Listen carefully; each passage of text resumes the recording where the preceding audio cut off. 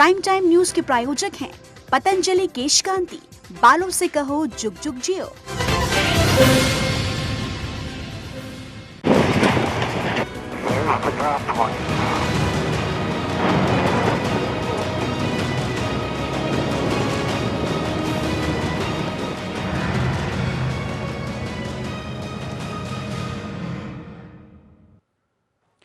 नमस्कार, हमारी इस खास पेशकश में आपका स्वागत है। आपके साथ मैं हूं सुमित चौधरी।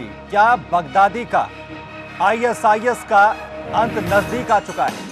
दरअसल अमेरिका की तरफ से परमाणु के बाद सबसे घातक बम का इस्तेमाल जिस तरीके से अफगानिस्तान में किया गया है, उससे साफ तौर पर यह संकेत मिल रहे हैं। आपको बता दें कि अमेरिका की तरफ से, जिसे अमेरिका ने मदर्स ऑफ ऑल बम कहा है, 10 टन वजनी इस बम का इस्तेमाल किया है, जिसके बाद आईएसआईएस को गहरी चोट अमेरिका ने दी है।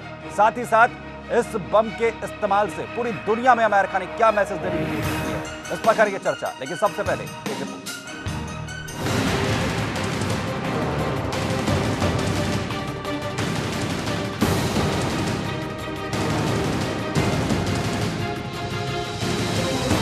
कई सालों से दुनिया में अमन चैन का सबसे बड़ा दुश्मन बन चुका आतंकवादी संगठन आईएसआईएस अब घुटनों के बल आ चुका है। सीरिया हो या इराक, अपने हर गढ़ में उसे लगातार शिकस्त मिल रही है। और तो और अपने 45,000 आतंकवादियों के मारे जाने के बाद अब बाकी बचे खुचे इलाकों में भी ये चारों तरफ से घिर चुका है। ऐसे में आईएस के पास अब बस 2 ही रास्ते बचे, या तो हथियार डालकर सरेंडर कर दे या फिर गोलियों का निशाना बने। यानी कुल मिलाकर आईएसआईएस का खेल अब खत्म होने वाला है। अनगिनत बेगुनाहों की मौत का जिम्मेदार और दुनिया के सबसे बड़े जल्लाद अबू बकर अल बगदादी के खात्मे के दिन लगातार करीब आ रहे हैं। आईएस के खिलाफ अमेरिका ने सबसे बड़ी जंग छेड़ दी है। अफगानिस्तान में अमेरिका ने अब तक का सबसे बड़ा गैर परमाणु बम गिराया है।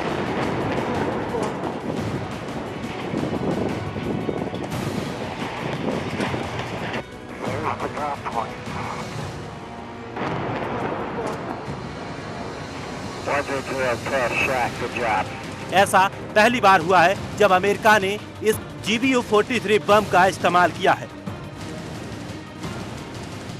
इस हमले में 18 महिलाओं और बच्चों की मौत हो गई।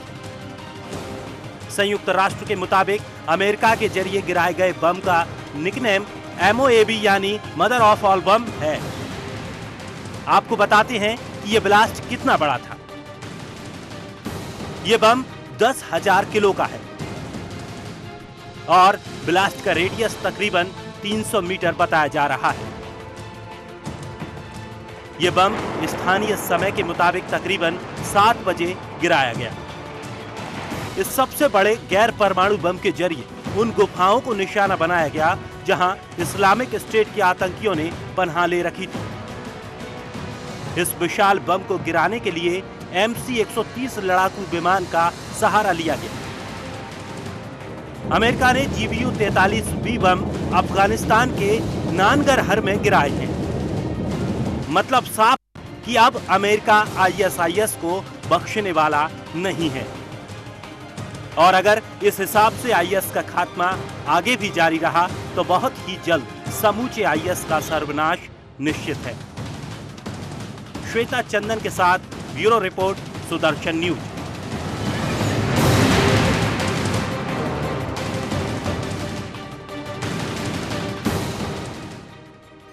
तो अमेरिका की तरफ से अपनी तरफ से आईएसआईएस के खिलाफ की जा रही कार्रवाई में तेजी सीधे तौर पर यहां पर आ रही है। प्रफुल्ल बख्शी साहब हमारे साथ यहां पर जुड़ रहे हैं, रक्षा विशेषज्ञ हैं। बख्शी साहब, अमेरिका की तरफ से इस वक्त में ये बम इस्तेमाल किया जाना, क्या मान रहे हैं आप? देखिए, ये बम जो है MOAB, ये मदर ऑफ ऑल बम्स, तो इसको निकनेम दिया गया है। इसका एक्चुअल नाम है मैक्सिमम ऑर्डिनेंस एयर बर्स्ट। ये बम ये 8,000 किलो के करीब है जी। और जिसको C-130 हरकुलिस से गिराया गया है, जो ट्रांसपोर्ट एयरक्राफ्ट है उसको कन्वर्ट किया गया है। हिंदुस्तान के पास में भी ये एयरक्राफ्ट है, तो 20,000 फीट से गिराया था इसको, और ये जब गिरा है इसको पैराशूट के सहारे बाहर खींचा और फिर इसके अंदर रॉकेट इग्नाइट हुए और इस सुपरसोनिक स्पीड से वर्टिकल डाइव करता हुआ धरती की तरफ गया और 6 फीट ऊपर धरती के सरफेस से ये बम फूटा और 200 फीट जमीन के अंदर जाके इसने विध्वंसक अपना कार्यक्रम किया। ये 60 फीट की सीमेंट कंक्रीट को छेद सकता है और 200 फीट की जमीन को छेद सकता है।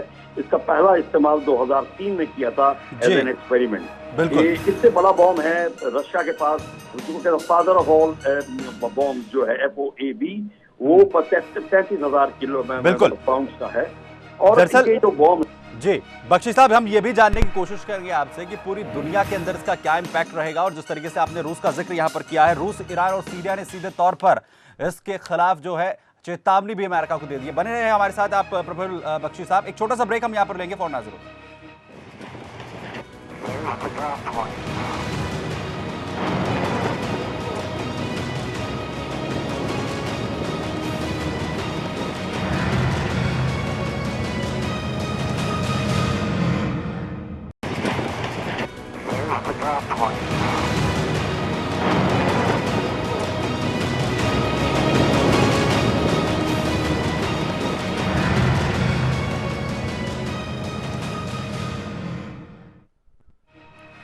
उधर नॉर्थ कोरिया ने अमेरिका को चेतावनी देते हुए कहा है कि क्षेत्र में किसी भी तरह के उकसावे की कार्रवाई का पलटकर जवाब दिया जाएगा। नॉर्थ कोरिया ने एक तरह से परमाणु युद्ध की भी धमकी देते हुए कहा है कि वो परमाणु हमलों से भी पलटवार करने के लिए तैयार है। इससे इस बात के संकेत भी मिल रहे हैं कि उत्तर कोरिया छठा परमाणु परीक्षण भी करने की तैयारी में है। उत्तर कोरिया के तानाशाह शासक किम जोंग के दादा और देश के संस्थापक किम द्वितीय संघ की जयंती पर निकाली गई परेड के दौरान शक्ति प्रदर्शन भी किया गया है। उधर रूस, सीरिया और ईरान ने अमेरिका को कड़े शब्दों में चेतावनी देते हुए कहा है कि अगर उसने सीरिया पर दोबारा मिसाइल हमला करने की गलती दोहराई तो उसे इसके गंभीर परिणाम भुगतने होंगे। मॉस्को में रूस के विदेश मंत्री सर्जी लेवरोव ने अपने समकक्षीय ईरान और सीरिया के विदेश मंत्री के साथ हुई बैठक के बाद अमेरिका को यह चेतावनी दी है। बैठक के बाद रूस ने यह भी कहा है कि अमेरिका द्वारा इस तरह का लिया गया कोई भी फैसला न सिर्फ क्षेत्रीय नहीं है बल्कि वैश्विक सुरक्षा के लिए भी बड़ा खतरा होगा। लेवरोव का कहना था कि वो मिसाइल हमले की जांच करने से कतई नहीं डर रहे हैं, इसमें छिपाने जैसा कुछ भी नहीं है। तो इसकी जो गूंज है वो सीधे तौर पर दूर तक जा रही है। प्रफुल्ल बख्शी साहब हमारे साथ यहाँ पर लगातार बने हुए हैं। प्रफुल्ल बख्शी साहब, एक तरफ ISIS पर इस बम के जरिए बड़ा अटैक अमेरिका कर रहा है, तो दूसरी तरफ सीरिया, रूस और ईरान सीधे तौर पर अब चेतावनी भी दे रहे हैं।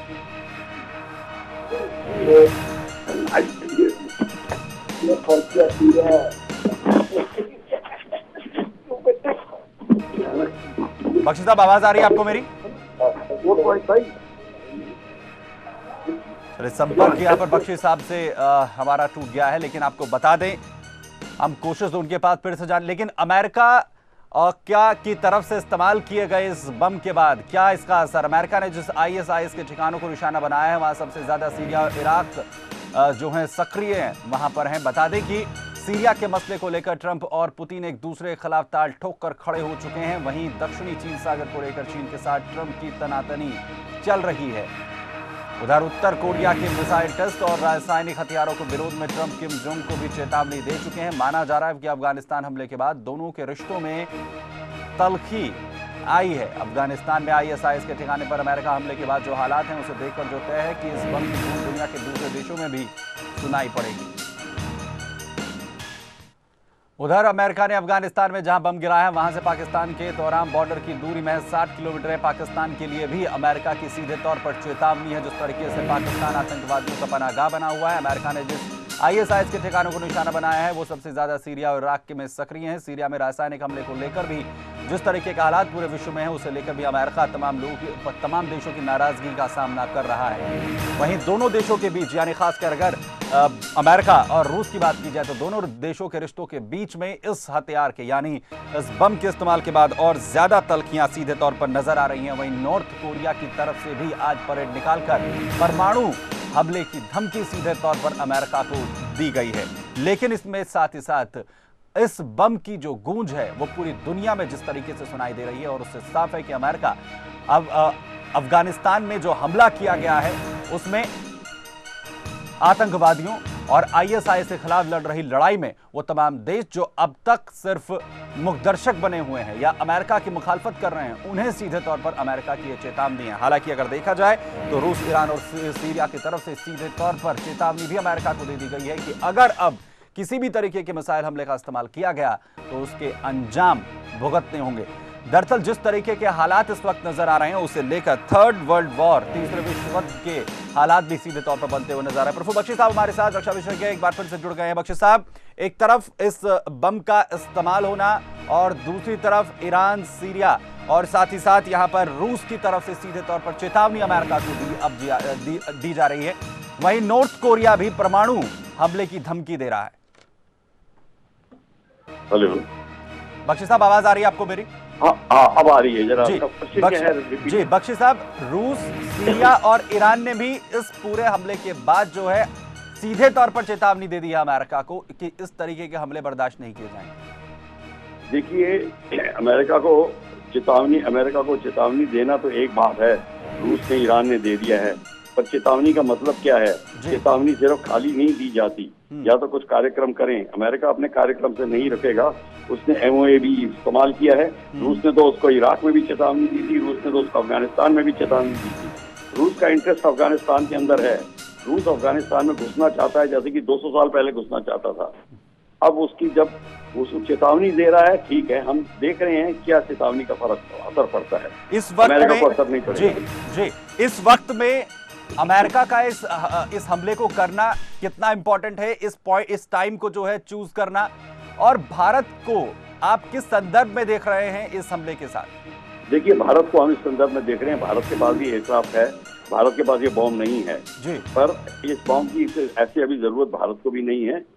ये अगर आपकी पॉलिसी एग्रेसिव है, पॉलिसी एक्टिव है, तो आपको ये बॉम्ब वेपन इस्तेमाल कर सकते हैं। जब तक आपकी पॉलिसी नहीं है, पॉलिटिकली आप वीक हैं, तो नहीं कर जरूरत पड़ेगी। इस समय भारत को अपनी पॉलिसी बदलनी पड़ेगी। अगर हम पॉलिसी बदल देते हैं तो ये जो एक सर्जिकल स्ट्राइक की थी, हमको 3-4 अभी तक कर देनी चाहिए थी। हम सर्जिकल स्ट्राइक एक को करके ढिंडोरा पीट रहे हैं जी। तो ये अब भारत को काफी इस बात में सोचना पड़ेगा, चाणक्य नीति का भी इस्तेमाल करना पड़ेगा, और तब भारत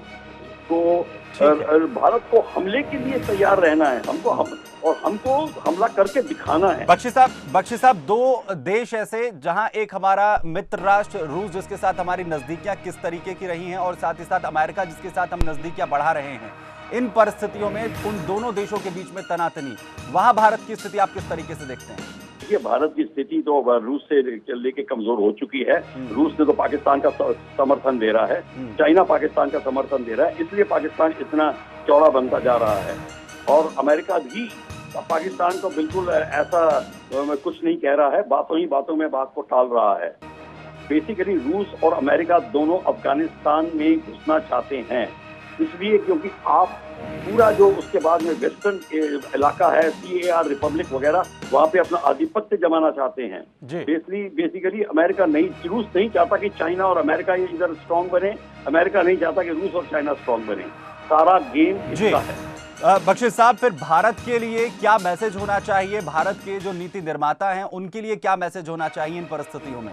भारत का मैसेज बिल्कुल स्ट्रेट है, पहले अपनी पॉलिसी चेंज करें, पॉलिसी को एग्रेसिव बनाएं, और अभी जहां पे हमें जरूरत पड़े हमला करने की, तो वहां हमले के लिए चौंके ना, आप करके पहले दिखाएं। एक सर्जिकल स्ट्राइक जिसके पीछे आपकी ओन ऑपोजिशन और ओन मीडिया ही आपको क्वेश्चन करती रही, तो उससे कोई फायदा नहीं है। आपको 3-4 करके दिखानी है, और उसके बाद आपको एग्रेसिव पोस्चर देना है, और आर्मी की पहले इज्जत करनी है। जी बख्शी साहब, बहुत बहुत शुक्रिया। दरअसल वक्त की हमारे पास यहाँ पर कमी है, लेकिन सीधे तौर पर अमेरिका की तरफ से की गई ये कार्रवाई जो चेतावनी भी है उन तमाम देशों के लिए जो लगातार अमेरिका की मुखालफत कर रहे हैं। फिलहाल इतना ही। जय हिंद।